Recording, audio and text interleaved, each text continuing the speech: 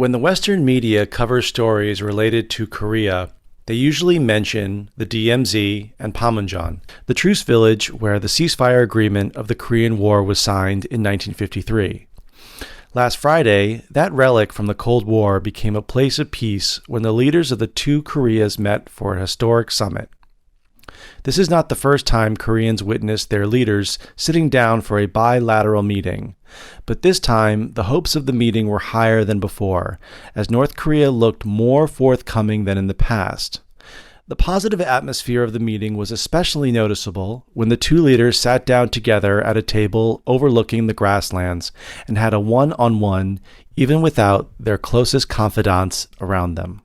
The agreement announced at the end of the day includes a plan to sign a peace treaty within this year to officially end the Korean War. The wording for the most imminent issues of denuclearization was a little vague, which was the cause for skepticism from the Western media.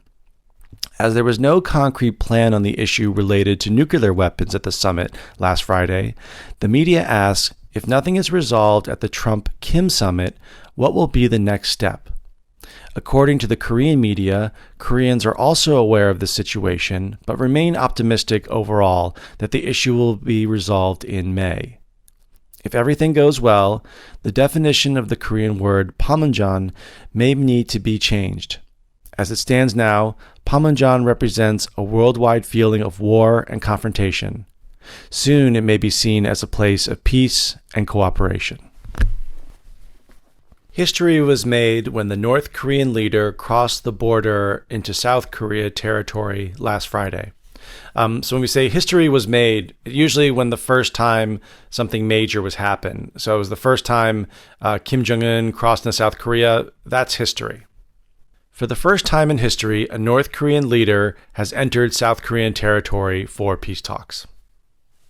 There was a bilateral agreement to sign a peace treaty and end the Korean War by the end of 2018. I mentioned there was a bilateral agreement. So bilateral means in between two people or two groups or two countries. So in between South Korea and North Korea, that's a bilateral a discussion or a bilateral agreement. Also, it can work, for example, if South Korea and Japan had a bilateral trade agreement. It works in between two parties. There was a handshake deal by both the North and the South to sign a peace treaty in the next 7 months. So we said it was a handshake deal. That's usually a verbal commitment that you will agree to do something. So if you shake on, we say, have a handshake deal, or we say, let's shake on it. You shake hands, and it's kind of it's a non-written agreement.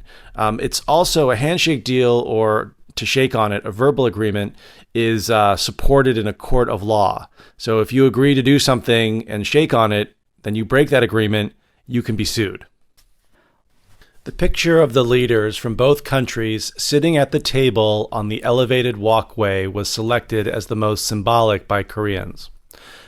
So we mentioned in the picture, both leaders, they were on an elevated walkway. It's a man-made built walkway, usually over a large piece of nature, like a swamp or a grassland.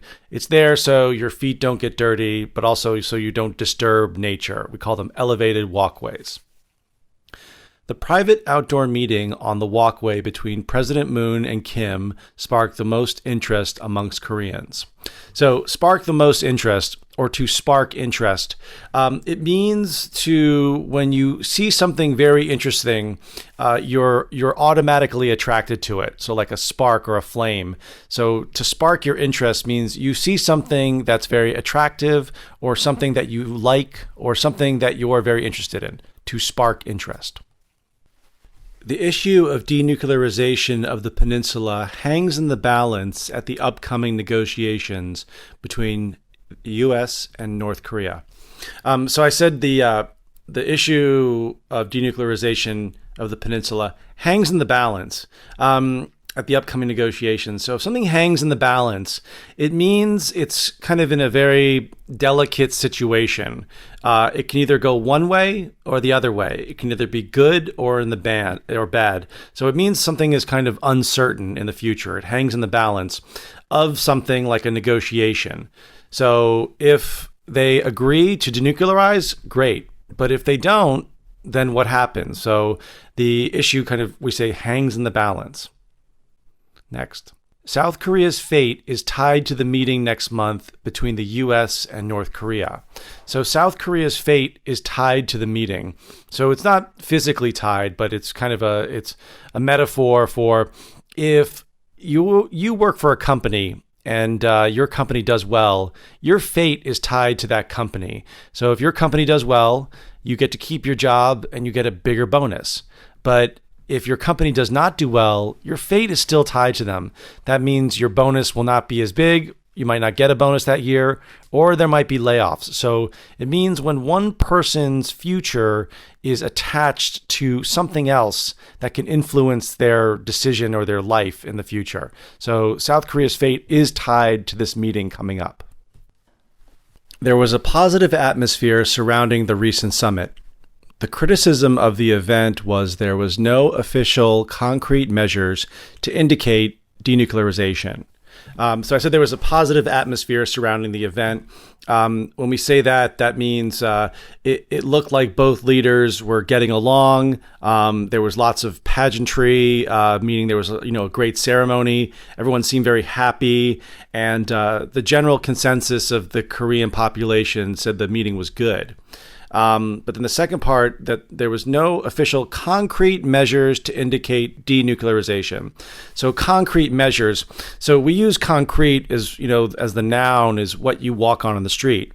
But a concrete measure would be a very strong measure or something that was very solid or firm, like a treaty. So if both sides agreed to a treaty saying they will get rid of nuclear weapons, this month, that would be very concrete. The event symbolically created a great impression for both countries. However, nothing was officially signed about denuclearization, and the future remains uncertain. Thanks, everybody. Thanks for downloading. Talk to you later. Bye-bye.